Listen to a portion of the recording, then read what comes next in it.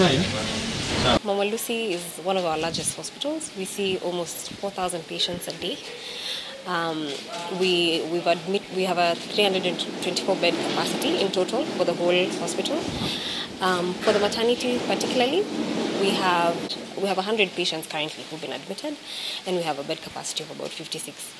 So there are some incidents where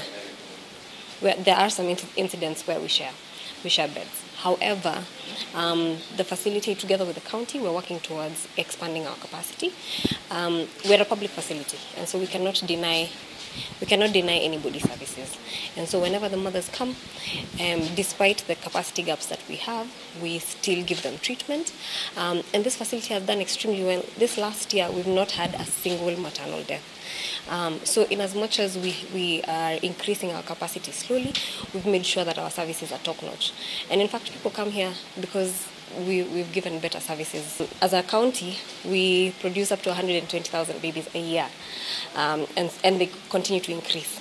And so we quite a lot of work just to make sure that we continue to increase our capacity. We've hired over 2,000 health workers last year, so we've increased health workers throughout the county. So we're taking steps. We're taking steps to do it. Concerning the allegations that were there, we will do our own investigations as well, just to see. Perhaps we will do our best to just address the issues that were raised, if at all they were there. But we are working on it. The Nairobi City County Government, since Governor Sakaja came on board, is trying to expand the services in these facilities. And of course, we've expanded a lot of services within the facilities, and that's why we are receiving a lot of patients. And you remember, this is the largest public hospital in Eastlands. So therefore, the service area of the coverage that we have is quite huge. So we receive quite a number of patients here on a daily basis. And of course, as been mentioned by Waziri, we cannot turn away patients just probably because of an issue of bed capacity.